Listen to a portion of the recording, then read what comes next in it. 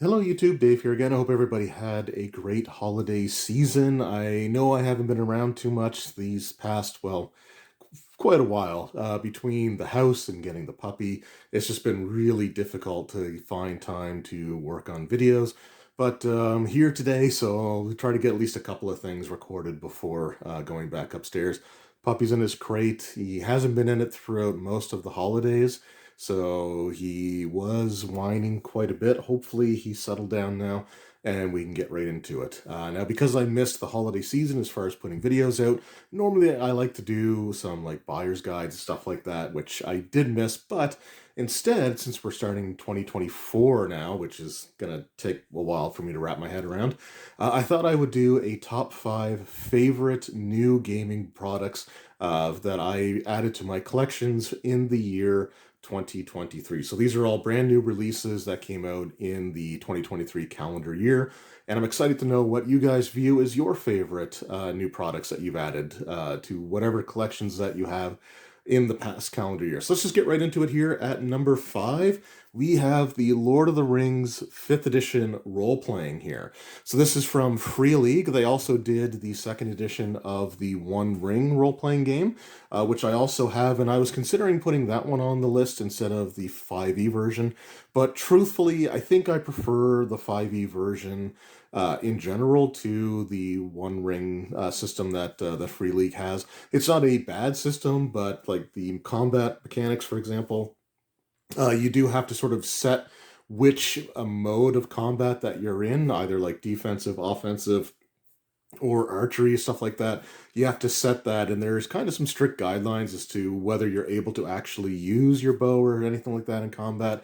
And it seems, like I said, it seems like a perfectly fine system, but overall, I think that the 5th edition version is just a little bit more approachable, and the fact that it has the Lord of the Rings branding on it, I think might make it a little bit more sought out from people that are looking to play some games in the world of Middle Earth. This does require the 5th edition Player's Handbook and Dungeon Master's Guide for basically like the rules and systems and mechanics and stuff like that. So you're not really going to get a rule set in these books. But what you are going to get is just a really cool setting with some very interesting mechanics here. You also have the Shire Adventures, which is the starter set adventures from the One Ring role playing game, just modified for 5th edition. But there's some great artwork in here, and again, I'm in a very awkward position. The thing I love about this is that in a lot of cases, it looks like the artwork kind of just looks like stuff that be sketched into like a notebook, right? So I think they do some really good work with the presentation there. But the thing that I really like about the Lord of the Rings role playing for 5th edition, as I really try to open this up here, is just the fact that it takes some of the elements of 5th edition and just honestly does them better than what 5e did. So one of the big things here is that you have different phases of gameplay or different modes. You've got the Fellowship mode, which is basically your downtime period. You have journeying, and then you have like exploration. And when 5th edition first came out, one of the things that they'd said that they wanted to do was to have a more like expanded travel system, like travel mechanic, which was the reason that the Ranger class was kind of designed the way that it was. It was designed for there to be a greater emphasis on things like travel, like scouting, like plotting paths and traversing environments. And it's just stuff that never really ended up coming to fruition. I remember the very first 5e adventure book that came out had this really lengthy overland travel sequence, and it was almost universally viewed as the worst part of that particular campaign. So, unfortunately, that never really came to fruition. But with the Lord of the Rings role playing, they actually have like hex crawling as part of the default exploration mechanics.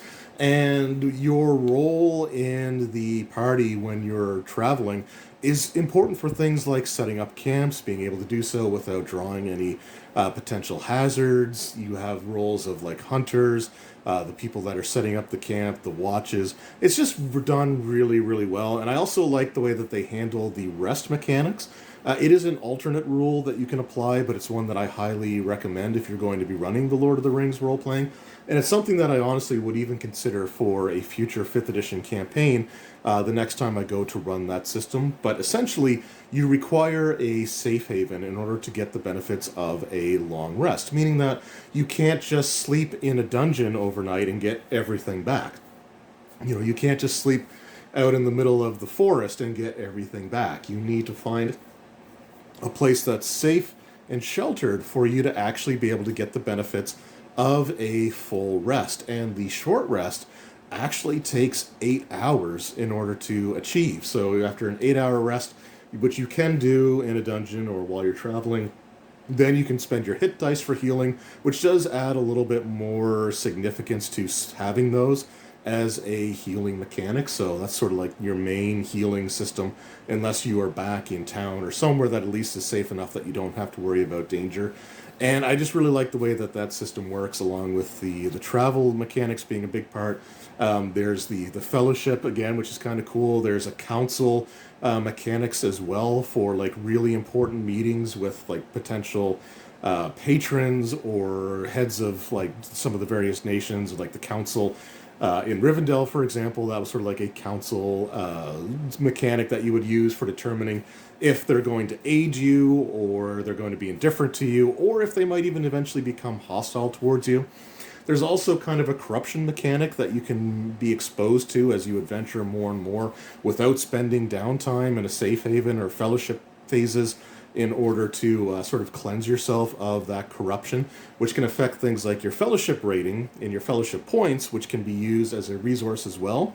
So it's just overall, I think it's a really good expansion on the 5e rules, and it's a system that, like, if I were to run 5th edition, like, the next time I run it, I think I'd rather run this than just the base 5e system. So there we go. So that's why that comes in at number 5, which is the 5th edition Lord of the Rings role-playing game. Now, coming in at number 4, we've got the Starfinder Enhanced. So I haven't done a proper video on this yet, and I really do need to get around to it. This was sent to me by Paizo for the purpose of doing some reviews. I really do appreciate that. But this is essentially the Starfinder equivalent to a product that came out for 1st edition Pathfinder called Pathfinder Unchained.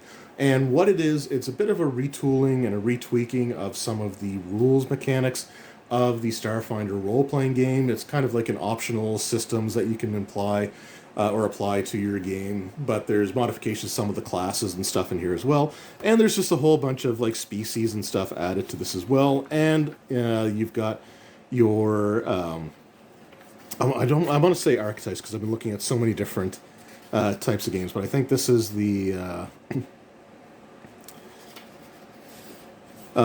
backgrounds. I haven't had a lot of sleep here, but yeah, there's some really cool options here for your characters. So these are ones that can be applied to just about anything.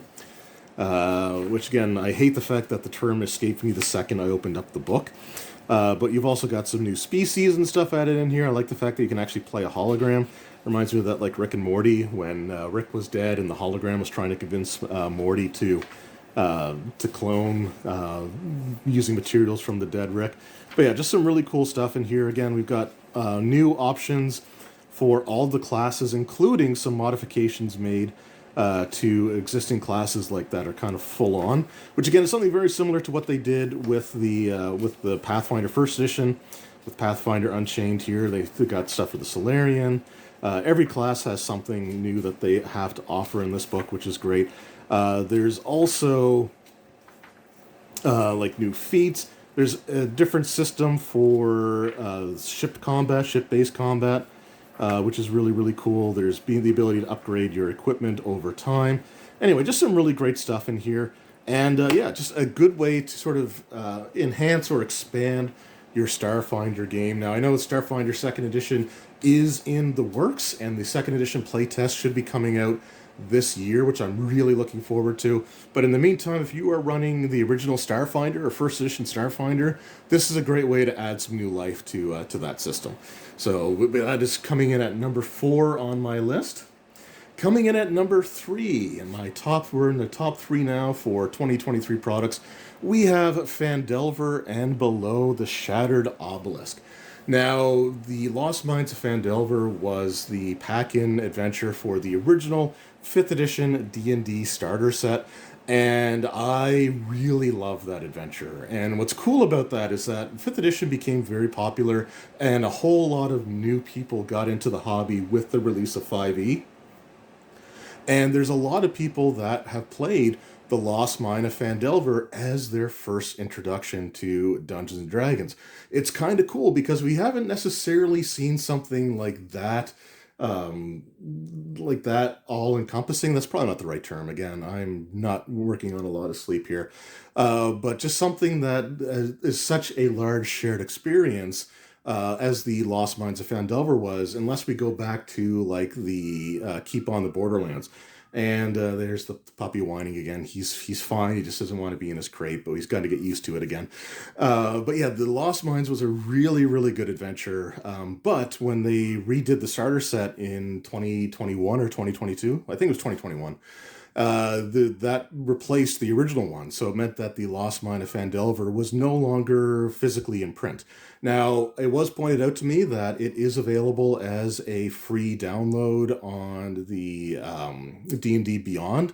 So for the more technologically savvy types of individuals there, then yeah, you do have access to it, but I like stuff physically in my hand and in print. And so this is a really great way to bring this adventure back. So the first part of the book is essentially just the original adventure retold here, but there are some modifications. There's also some new artwork that's included in here, which is really, really great. But one of the things that they do is they start adding in some hints at what's to come later on. So you still have the basic Lost Mine of Phandelver adventure, but once you get into the new chapters that are included in this book, you actually have this conspiracy, this plot by a trio of Illithids to open up a permanent portal between the material plane and the far realm, and it starts to affect things, corrupting NPCs, corrupting even potentially the PCs.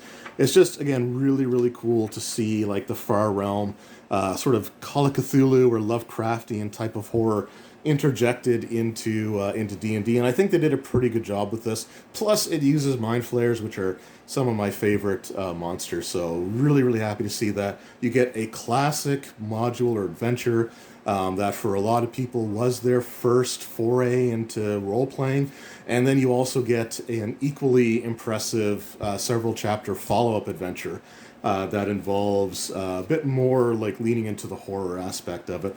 So it's just, again, a really, really cool adventure. And if you're going to just re-release or reprint something that was previously out of print, this is the way to do it, because you are adding to it while maintaining everything that made the original as good as it was, but you're also adding on to it. And yeah, I think this is an absolutely fantastic book, and probably one of, not my favorite 5e adventure, but definitely probably in the, well, no, I shouldn't say definitely, or I shouldn't say probably, I mean, it is definitely in my top 3 favorite adventure books for 5th edition Dungeons & Dragons. So that comes in at number 3. Coming in at number 2, we have the Bane role-playing game, the Mirth and Mayhem role-playing. So this is a system that I am super impressed with. In fact, so impressed, or I was so anticipating this, that I actually ended up having to buy 2 copies of it. And my original copy that I ordered several months ago is still waiting to be shipped to me, because I had the bright idea to bundle it with a pre-order that got delayed. So I had to go to another store and order this from them. But yeah, this is just a fantastic role-playing game. You know, you have the ability, I'm not going to open up the box, but I did do a full unboxing as well as a review, but it's just got a really great art style, which I'm a huge fan of. All of the interior art is done by one artist, which is kind of crazy to think about. Mechanically speaking, what's so great about this system, and the reason that I like it, is it's a D20 system, but you're looking to roll your target number or under. So it's kind of like just old school AD&D, or, you know, old school D&D ability score checks. So if your target number is 14, for example, you roll the d20, and anything that you get 14 or below counts as a success, and rolling high is bad. Another reason I like this is because I tend to roll really garbage. This would have been a great system at a game that I was playing before the holidays there, a 3.5 D&D game where I rolled 3 ones and 4 D20 rolls. So that would have been great in Dragonbane. But you kind of have this sort of a darker fantasy kind of feel to it. It's kind of like a very gritty or dirty type of fantasy. I don't really know exactly how to explain it, but I just love I love the world. I love the rules. I've already pre-ordered the monster book that's coming out for this, and I will probably also try to get my hands on the standalone core rulebook, which is essentially a reprint of the softcover book that's in here, but it does have a new introductory chapter included on it there, so I'll probably be getting that as well. I also have the Game Master screen for Dragonbane, and one of the things that I love about the Dragonbane thing is that if your players enter a dungeon and it's a little bit too much for them and they leave because like to rest up or resupply, there's actually a chart you can roll on to see what happens while the players are out. So they could come back and find things the same way that they left them. They could find that it's been reinforcements have arrived, so the encounter of the dungeon's basically been restocked, or extra creatures may have been added. They could find the dungeon completely abandoned of creatures, or they could find that everything that they left behind, all the enemies that were left behind, have been slaughtered by another adventuring party, and all the treasure that was in that dungeon has been taken. So just kind of like it's something that would be fun just to have like that result come up once. I wouldn't want to do it to the players every single time, but I just love the idea that like there's other adventurers around, and this is not an adventure site that is exclusive knowledge to just you. So yeah, if you leave, somebody may swoop in and basically take all the glory. I just think that that's really cool. But again, a very fantastically designed and illustrated role-playing game with really just cool mechanics. Monsters can be very deadly in this system. Like attacking a dragon is something that you don't want to do haphazardly because it's not going to go well for you.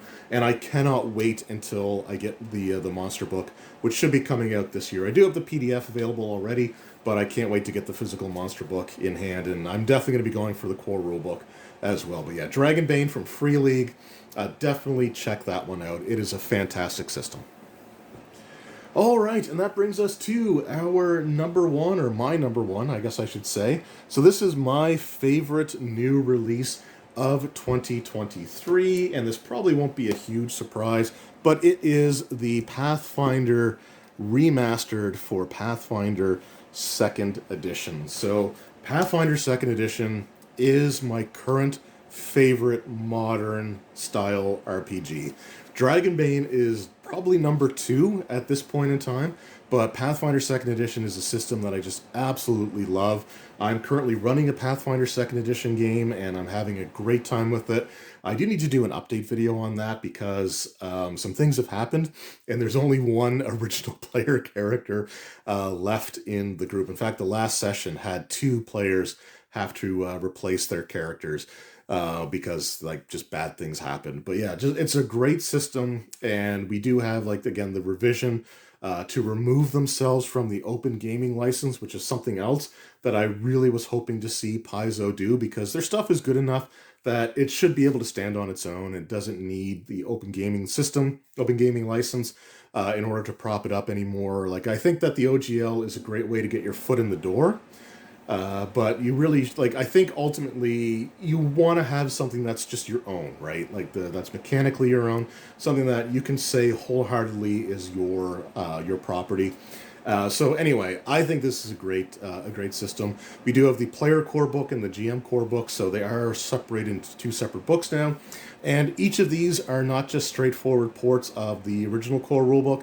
They are an amalgamation of the original core rulebook along with the Advanced Player's Guide in the event of the Player's Core, and the Game Mastery Guide for the GM core book here. The GM core has the victory point system, rules for like infiltration, Rules for duels, like if you want to get into like a spell duel, or just like, somebody challenges you to a duel, then there are actually rules in here for that, and it does a really good job. You add extra reactions that you can do in the confines of a duel. You're rolling initiative every single round within the duel. You can potentially use different skills to roll initiative with, rather than just perception. It's a really, really cool system. Really great books here. And yeah, Pathfinder 2nd Edition Remastered is my favorite new release for the year of 2023. So those were my favorite things from 2023, or my top 5, I should say. So let me know in the comments below, what are some of your favorite new releases from the year 2023? Let me know in the comments below. I'm really looking forward to hearing what you guys have to say. Anyway, thank you all so very much for watching. I hope you enjoyed, and I will see you all next time. Until then, take care.